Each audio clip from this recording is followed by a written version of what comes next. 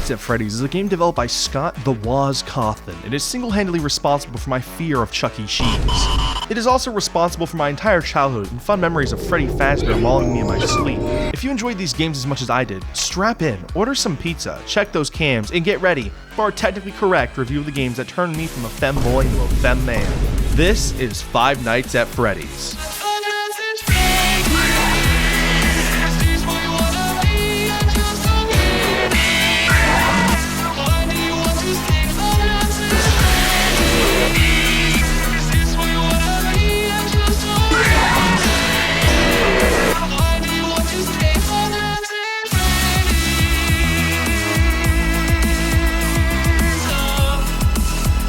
The first game, Five Nights at Freddy's, is a point-and-click adventure. You sit in an office, checking cameras to make sure the animatronics don't get too quirky at night, or else they'll maul you. The first game is simple, yet hard, kinda like me. Simple because you don't have many assets. Hard because you don't have many assets. You use the lights to catch the animatronics in 4K as they attempt to break into your house. The only difference between them and I is that I'm already inside. The first game uses doors to keep the animatronics at bay, however the doors require power to use, and that is an ever-depleting commodity, just like human decency. With that in mind, you must not run out of power or else he will find you. Who is he? The one and only Frederick Fazbear, the star of the pizzeria and the bear who makes me feel some type of way. Trust me guys, leave me in a room with Freddy Fazbear for 20 minutes, I'll come back pregnant. There are 4 animatronics to worry about in the first game: Bonnie, Chica, Foxy, and Freddy. Technically there's Golden Freddy, but he's a secret. Each animatronic comes from one of their designated hallways, right or left, and each one is out for the blood of the innocent. If you happen to survive all 5 nights, you'll be rewarded with a star and a paycheck. Congratulations, you can play the funny 6th night and the special custom night.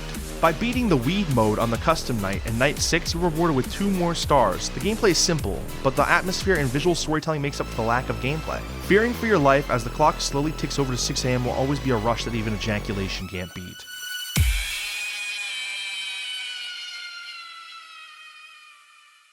Moving on to the next game, Five Nights at Freddy's 2, we face a large change in scenery. There are no doors for you to close, but you do have a mask in order to cosplay a furry. Using the mask is the only way to survive 90% of the animatronics. The other 10% is flashing them.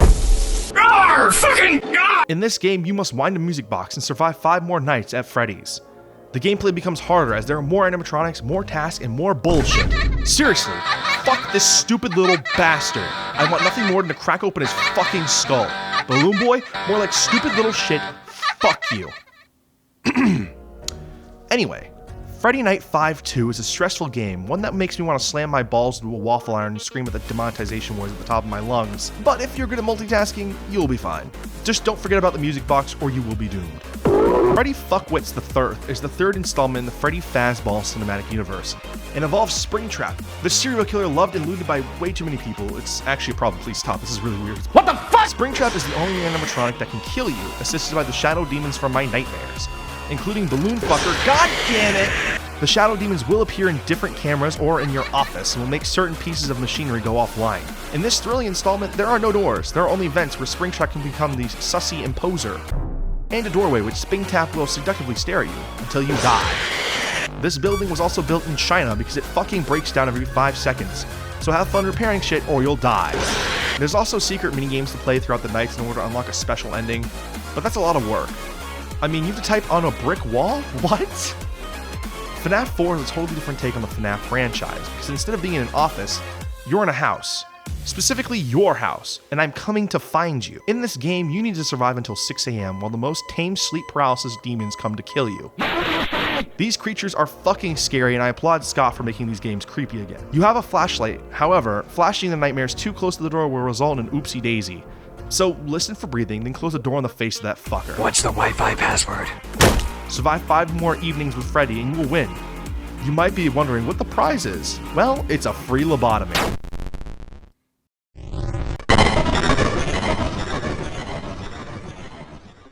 Hello Internet, it's Spooky and welcome to Gay Theory. Today is the FNaF 1 through 4 Ultimate Time... Oh, wait. Wrong channel. You are Mike Shit, a man looking for work and just so happens to find an ad in the newspaper for Freddy Fazbear's Pizza, a place where fantasy and fun comes. After arriving in the average New York apartment, Mike plays the tapes of the past security guards. I put your new 4Gs on the G. I came into the bloody bottoms is underneath. The guard informs him of the pizzeria, its history, until he dies. Mike finishes his week and comes back for some overtime, and was fired for playing Genshin Impact. FNaF 2 takes place sometime, somewhere, and to be honest, I don't care. But you hear the voice of Phone Guy talking to you about a new and improved animatronics. These animatronics are toned, built differently, and make me feel some type of way. She is such a bad bitch, though. It also turns out that someone has snuck in and used one of the suits, resulting in a police investigation of the place, and unfortunately, dead children. Some man dressed in a guard's uniform has been murdering children. After surviving the onslaught at Freddy's, you are fired. Again. FNaF 3 takes place in Fazbear Frights, a horror attraction built off the legacy of child murder in the pizzeria.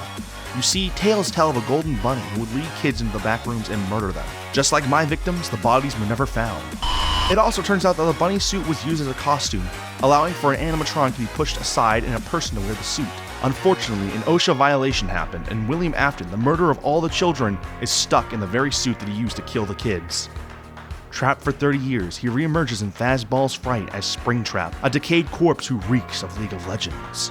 He is now the threat and will kill the security guard by any means necessary. Unless the whole fucking place burns down. Teehee. It is also important to mention there are two endings to this game, the good and the bad endings. Doing the secret stuff will result in the good ending, while the bad is just playing the game normally. FNaF 4 takes place in 1983 in the mind of a child. Which one, we don't know, perhaps a crying one or a dying one. It's really up for debate. Well, you see this young crying boy is tormented by his brother, being insulted, scared, and left behind by his older brother/babysitter. It is until one day, the older brother, Mike, decides to get a little bit of revenge. After a YouTube prank gone wrong, the boy is sent to the hospital and eventually dies, with firm words resonating through his mind, "I will put you back together." A grieving father's final words to his dying son. William Afton will find a way to put him back together. The first 4 FNaF games made me learn a lot of new words. Words like endoskeleton and animatronic come to mind. But FNaF also taught me about storytelling and inspired me to tell stories of my own. Scott had a unique way of showing but not telling in his games and let the community run wild with it. Speaking of the community, holy shit, this community is huge. I think every Zoomer on the planet Earth has been touched by Freddy Fazbear at some point. From the theorists to the artists to the creepy, weird people like me. Thank you. So thank you, Scott, and thank you, FNaF. You've been a part of my childhood and now my adulthood. Thank you for watching, Ghosts and Ghouls. If you enjoyed this video, like and subscribe or Freddy will come and eat your ass. Tune in next time when I make a pizzeria to kill orphan children and harvest their remnant for the new Faz World Order.